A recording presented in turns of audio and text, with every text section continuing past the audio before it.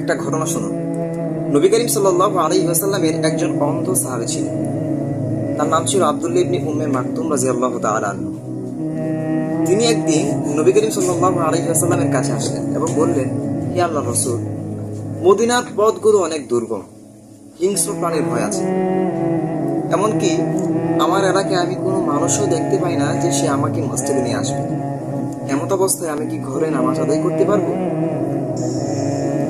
নবী করিম সাল্লাল্লাহু আলাইহি ওয়াসাল্লাম তাকে অনুমতি দিলেন এবং তিনি যখন চলে যাচ্ছিলেন ওই অন্ধ সাহাবী তখন নবীজি তাকে আবার ডাকলেন এবং তাকে পুনরায় জিজ্ঞাসা করলেন, তুমি কি তোমার ঘর থেকে মসজিদের আযান শুনতে পাও?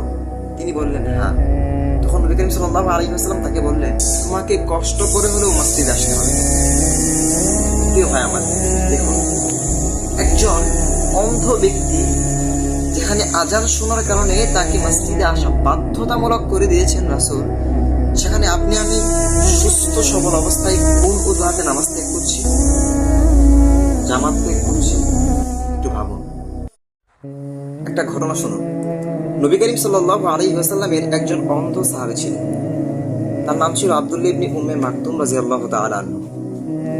তিনি একদিন নবী করিম সাল্লাল্লাহু আলাইহি ওয়াসাল্লামের কাছে আসলেন এবং বললেন, হে আল্লাহর রাসূল, মদিনার পথগুলো অনেক দুর্গম, হিংস্র প্রাণীর ভয় আছে। এমনকি আমার এলাকায় আমি কোনো মানুষও দেখতে পাই না যে সে আমাকে মসজিদে নিয়ে আসবে। এমত অবস্থায় আমি কি ঘরে নামাজ আদায় করতে পারবো? নবী করিম সাল্লাল্লাহু আলাইহি ওয়াসাল্লাম তাকে অনুমতি দিলেন এবং তিনি যখন চলে যাচ্ছিলেন ওই অন্ধ সাহাবী তখন নবীজি তাকে আবার ডাকলেন এবং তাকে পুনরায় জিজ্ঞাসা করলেন, তুমি কি তোমার ঘর থেকে মসজিদের আযান শুনতে পাও? তিনি বললেন, হ্যাঁ। তখন নবী করিম সাল্লাল্লাহু আলাইহি ওয়াসাল্লাম তাকে বললেন, তোমাকে কষ্ট করে হলেও মসজিদে আসতে হবে। প্রিয় ভাই আমার, দেখুন, একজন অন্ধ ব্যক্তি যেখানে আযান শোনার কারণে তাকে মসজিদে আসা বাধ্যতামূলক করে দিয়েছেন রাসূল, সেখানে আপনি আমি সুস্থ সবল অবস্থায় কোন অজুহাতে নামাজ ত্যাগ করছি, জামাত ত্যাগ করছি?